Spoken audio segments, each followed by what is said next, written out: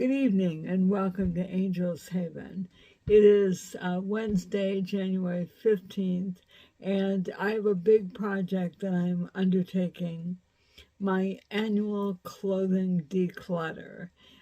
When I had a traditional house, I did this clothing declutter at the change of seasons, so spring and winter. But I don't do it twice a year anymore because I don't have enough clothing usually to justify that. However, I unpacked my winter clothing maybe a month ago and discovered that an amazing number of jackets had somehow made their way into my possession. I think what happened was there was a big plastic clothing. It's not a tub, it's like a plastic zipper thing that had been under my bed for, I don't know, since I moved here. And I got it down, not realizing I hadn't opened it in 7 years. And suddenly the amount of winter clothing that I had available quadrupled. Whereas I thought I had gotten rid of so many things, I thought I would hold something up and say, oh, I remember this from home, from Kansas City. And so I unpacked everything and I put things here, there, and everywhere. And suddenly I found myself overwhelmed with clothing again. And number one, I don't have that much space. And number two, one of the goals of living tiny was not to have that much stuff. And that's the part about which I want to talk. Two things. One, downsizing, and continuing as a subset of that, continuing to keep up on your chosen or practical amount of stuff. But the other thing, more importantly, and I don't really talk about this very much, is planning your tiny dwelling, whether it's a studio apartment or a tiny house on wheels or an RV or a trailer or a camper or a yurt or a rented bedroom or a loft on the top of a fancy building in downtown Chicago. Whatever it is, if you're moving into a space that is a fraction of the size of the space where you had been living, if you have the luxury of planning what is going to be in the space in terms of furniture, storage, and accessible spaces for your personal items, if you have the luxury of planning that, you have to think about, where do I want to keep things and how do I want it to look when I'm not getting things out. So let me explain what I mean, and then I'll show you a little more what I mean. When I decided to move into a tiny house, I knew that I wanted to have what I'll call real furniture, real chairs, real tables, real bed, real desk, and I didn't want to have a built-in bench with a lift-up thing that had storage, or a built-in cupboard. I didn't want all my cupboards to be poked away. I wanted to feel as though I was living in a real house. I aimed for that, and I kind of fell short. Originally, if you've seen my early videos in this tiny life, my bottom room, which is now my sitting room, was a bed cubby. It had a built-in bed. It had two big drawers under the built-in bed. that rolled out. They were actually pretty cool drawers. I designed them. A friend of mine now has them. And I kept all my clothing except a few hanging things in those rolling drawers. And I had winter in one drawer and non-winter in the other drawer, and that was literally where everything was except a few things that were hanging. I'll show you in a minute, I have 21 inches of hanging space. So I had those two drawers, which were pretty long. They were maybe, the bed was 4 feet deep. No, let me think about this. The bed was 6 feet deep, I think. Don't quote me on that. It was a full-size mattress, so whatever the width of a full-size mattress is. And then the drawers were approximately 28 inches wide. So I had, 48 inches of depth and 24 inches of width, or 28 inches of width twice. So that holds a lot of stuff. And they were on casters, so I could pull them out. And one was a little bit obstructed by the way the bed was made, and maybe they went half the depth, or almost half the depth, a little more than half the depth. But one was a little bit obstructed by the where the stairway laid, and so I kept the off season in that drawer, and then I would just roll them both out and switch it. And then the back of the bed, closest to the back wall, when you lifted up the mattress, it just had a piece of plywood that you pulled up. There's actually a video that I did, I don't know, it had to have been 4 years ago because the bed's been torn out for 4 years. So I did a video called the Things I Hate About Living Tiny, and I was under this pull-up cover for the back storage. I did not like that pull-up lid for that. It was very hard to deal with. But it was an amazing amount of storage under that bed. Now, I could have put the mattress on risers. I could have created that space better than I did. But ultimately, I realized that I didn't like not having a little living room area. I had a writing room in the upper loft. I don't know if you can see which way you're looking. Right. If you look in the corner, you turn this. There's the tree gallery wall, and the railing that you're looking at. That's the upper loft. And I had a sitting room up there. And so I had my built-in sleeping area under that drop loft and a sitting room up there. And I had my desk up there and a rocking chair and my bookcase, and I would go up there to write. But you really couldn't sit around and talk to people up there. Not that I have a lot of company, but if I do have company, it was a little awkward to take them up the narrow stairs and sit up there. My intention was that people would sit on my bed as though it were a couch. Nobody ever did that except children. Some gay couples, I would tell people, children and gay couples don't mind sitting on my bed, but other than that, nobody will.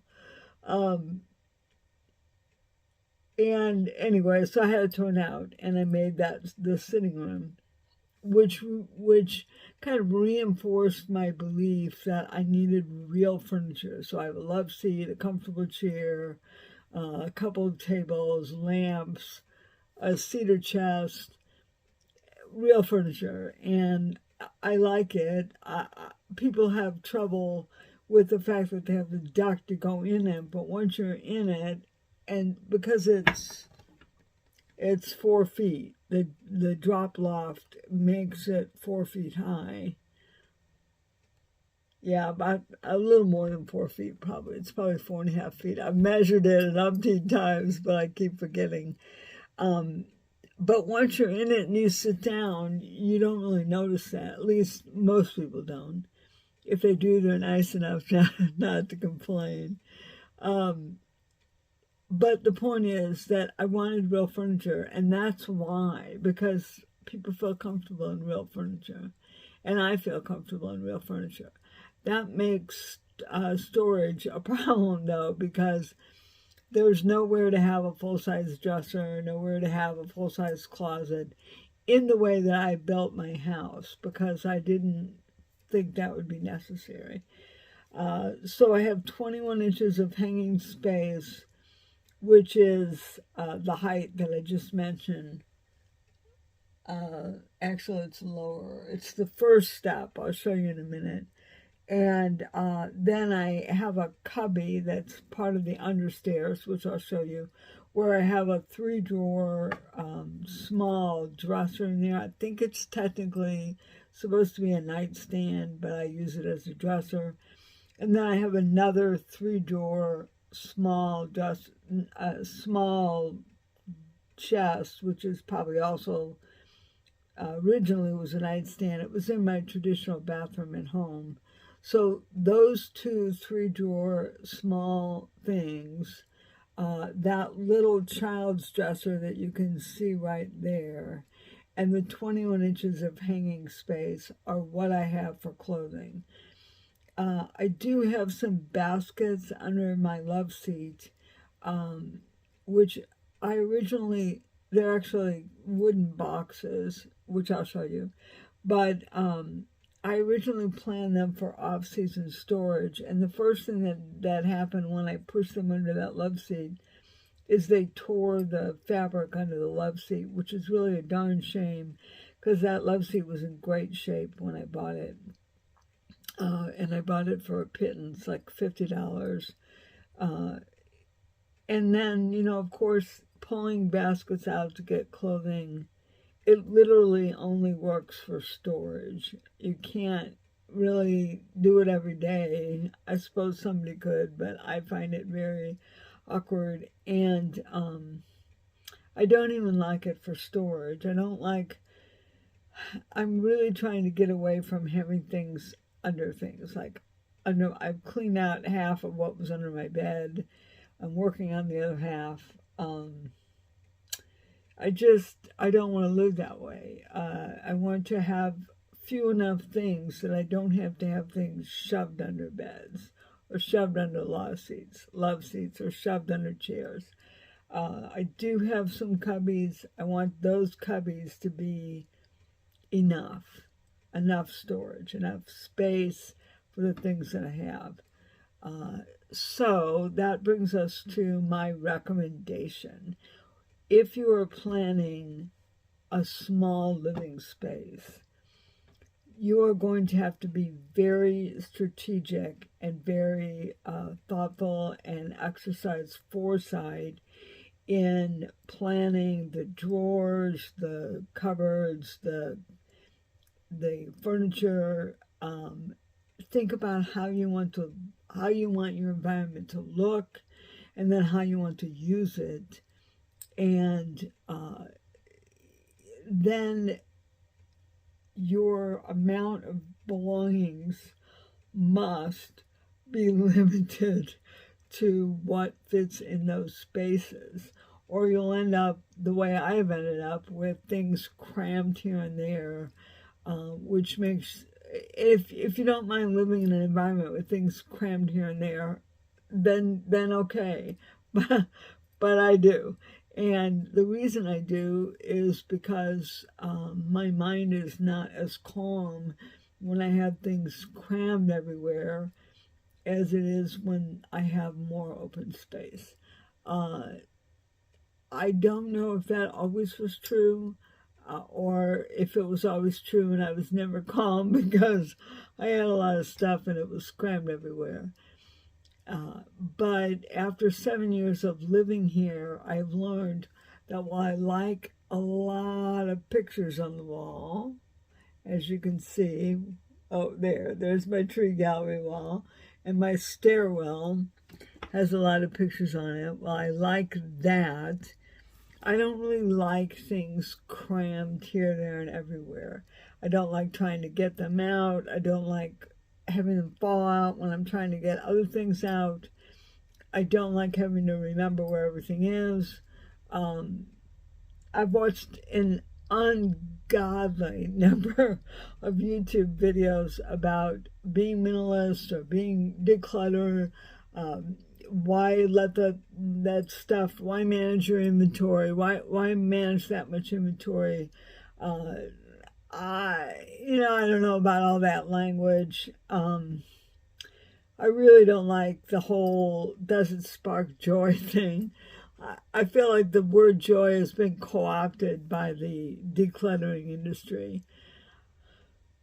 But they're all just making up rhetoric to try and sell their methodology, and I'm not selling anything. I'm just talking about how life has been for me in 198 square feet plus however much my sleeping loft is. I think I figured out it was 32 square feet, so 198 plus 32, do the math, that's 230, right? 230? Somebody tell me in the comments, is 198 plus 32, is that 230? I do have another sleeping loft, but I keep it strictly as a place where people could sleep, so we're not going to count that square footage. I've lived in this space for 7 years. 7 years in this last month, December. And I've come to realize that while I like a lot of things on the walls and a lot of things in my china cabinet, which I've been criticized for keeping, I don't like a lot of things crammed under things. And I don't like having to have my clothes folded and jammed in baskets under things. I don't know, maybe there's a way to live like that isn't unsettling and uncalming, but in 7 years I haven't found it. There are some things I like to have. If you can see this little green cabinet here, I'm pointing to it. I found that during the pandemic. I went to, I forget the name of the town up in the mountains. It might have been Angels Camp. It was like there was a period in 2020 where we had lockdown lifted in September, and then as soon as they lifted lockdown, what a shock! COVID spiked. It was before vaccines, so they had a big spike, and then they had another lockdown. But in that, while they got it under control, and then they started vaccination. But in that period where lockdown was lifted, I drove up to the mountains to Angels Camp, and I found this cabinet, which it's about maybe 2.5 feet tall, and it has wine glasses in it, and then on the first shelf, it has the medications that I take every day. And actually, I don't really take them every day because I'm not very good at remembering, but I do take my cardiac medication every day. But I like having that sweet little cabinet there. It wasn't obviously there when when I had the house built. I found it, and it's just so sweet. You might not be able to see it, but it has decoupage flowers on it. And then if you can see something that looks like it's got depth to it, a young lady that lives in the park, she lives up the marina. I've known her since she was 9. She's 16 now. And she made a sticker for me, which is a butterfly. And I put it on that cabinet because those decoupage are flowers. So it just is so sweet. I like that. I don't think it's too much. I like my cupboard with my china in it. I don't think it's too much. But the huge number of articles of clothing and all the small little drawers and baskets, that's too much for me. So plan where you're going to live. and then be prepared to admit that you've made a mistake. Oh my gosh, why do I have all these clothes? Why do I have these things I've shoved under my bed? It's just too much. So that's a lot of talking, and I didn't mean to do that much talking. You can probably tell I'm tired. It's about 8 p.m. I worked all day, did a lot of laundry when I got home, and then I started pulling things out. And I'm going to take another hour or so to work tonight. But I'm going to film the volume of clothing and put that at the end of this. And we're going to call this Part One. So Part One is, of course, me babbling. And then I'll give you a tour of all the plethora of clothing. And then Part Two will be aftermath after I get it done, which will be, a few days for me and the next video for you. So I'm going to close by saying I'm going to give you a tour of the amount of clothing I have, which, to put it in perspective, I got the attic finished in my traditional home to make like a big closet and dressing room area maybe a year or so before I sold the house.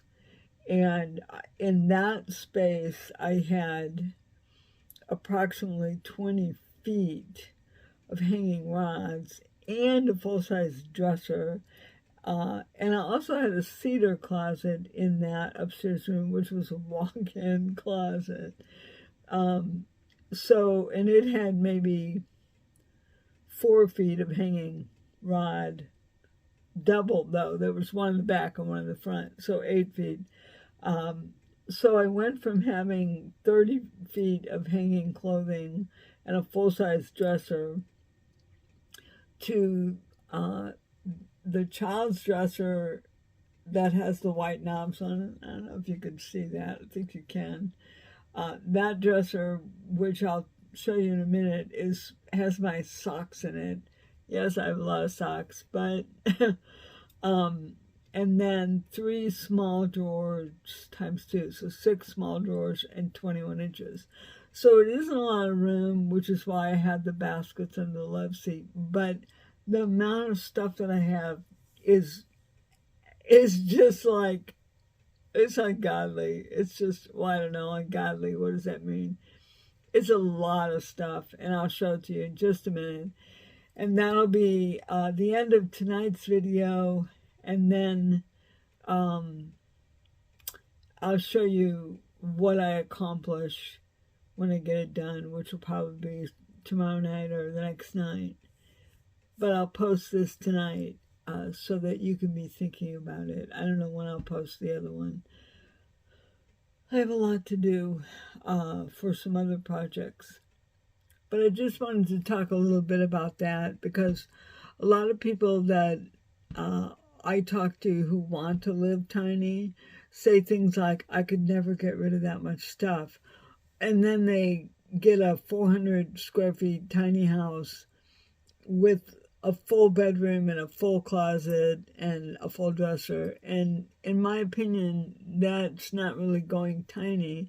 But if that's how you want to live, that's fine. I could live in a studio apartment and have a closet and have a dresser, and I'd be perfectly happy. But since I chose to live in 198 square feet with 21 inches of hanging cupboard, I have to decide, do I like to live like this, or do I want to have more clothing? And I think I want to live like this. I do want to have a little more robust outdoor space, and I'm already working on sketches for that, so stay tuned for that in the spring, hoping I can afford what I want to do. But I definitely want to encourage you, as you're thinking about making changes in your own life, think about how you want to live and how the things that you keep, the personal items, clothing and books and dishes and trinkets, how you're going to store them so that they're accessible, they're not overwhelming, they're usable, and they're not in your face every minute of the day. Makes a big difference. The plan of your space has to be very strategic when you can't just take over the spare bedroom when the kids grow up and move out, because I had that, and I gave that up to come out to California and live this life. And I did get rid of a lot of things, but I didn't think as strategically, I think, as I'm recommending that you do. So I'm going to show you a little bit. I might talk to you while I show you that. Don't laugh at me, please. And if you're thinking of going tiny, think about watching a lot of videos about how people decide, how they plan their space, how they plan their storage, how they use what they put in their space, and how they interact with their environment. It's different than interacting with a big environment where you can go from room to room, and you can have one space that's very organized and one space where you just basically put things. You don't have that in a tiny house. So I'm going to show you what we're working with, and then that will be it for this video. I really appreciate the comments that some of you have left. I even appreciate the comments that are clearly from bots. They're cute because their grammar is so awkward, like they leave out articles. I guess bots don't know about of and and the. They leave out prepositions and articles. I find that kind of charming. I'm probably one of the few people that is charmed by bots. By the way, I'm filming with my phone on kind of a little teeny tiny, what do you call this thing? It's like a spider tripod. My friend Genevieve Casey back home either gave it to me or recommended that I buy it or something. I think she gave it to me. And I guess that's one of the reasons that this video has gotten so long, because I'm just very tired sitting here staring into my phone that's sitting on a tripod on my table. Kind of nerve-wracking. Anyway, I'm going to flip the thing around. I'm going to show you all the clothing that I've got to go through.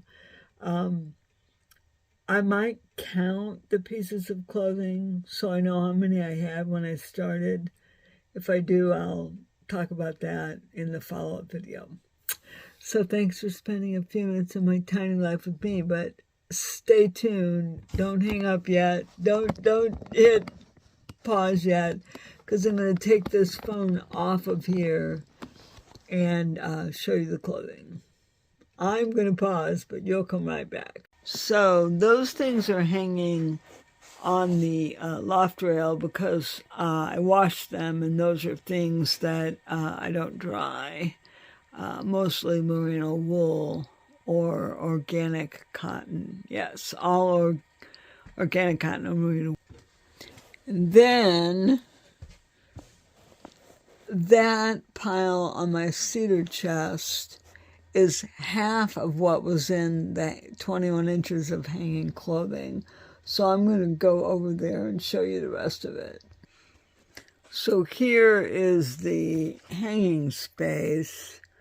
That light in there is burnt out. Let me see. Yeah. So there's the hanging space. It is 21 inches wide and 21 inches deep. And it's the bottom of, it's underneath the top step. So that's where my hanging clothes are supposed to go. And I had all of these things shoved in there. Sorry. I lost track of what I was doing. All these things are shoved in there. I need better lighting in here.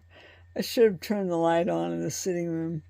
And that's maybe, I think those are actually all jackets. It's really kind of, I like jackets. I think I found like 10 of these in that thing under my bed. So then I have, I'm sure my videographer friend is watching this saying, Corrine, get some real lights. So I have this little chest, which is, I don't know, maybe, that must be 48 inches tall. So I guess that's 36 inches. I found this at a garage sale in the pandemic, a yard sale. I was so excited when I found it. And then I have this one, which used to be under there, but which is narrower, so it doesn't hold as much. This came from my traditional house. It was in the bathroom. And then I have this little tiny children's dresser, which everybody that knows me knows was made by my ex-husband's first wife's grandfather for their daughter when she was a little child. And when we broke up, nobody wanted it but me. It has my socks in it. And then there are, I should have that light on, but there's my love seat, and there are 3 baskets under there. Where's that flashlight? I should turn the light on, but I can't get to it. So there are 3 baskets under there. You can probably see them. This is the funniest video I've done in a while. Yeah, you can see them. There are 3 baskets under there. 2 of them are currently empty. Because I took everything out to try and see what it was. So my goal is to have the number of hanging clothes that fit in that hanging cupboard, which I think I calculated one time was 21. And then whatever fits in that and whatever fits in that, and nothing else anywhere. Which means no baskets under the love seat, nothing under my bed. There is no clothing under my bed anymore. I just don't want to own that much. So anyway, again, thanks for spending a few minutes, probably 35 minutes now, who knows. And when I get this all done, I will let you know. And in the meantime, thank you very much for watching this rambling video.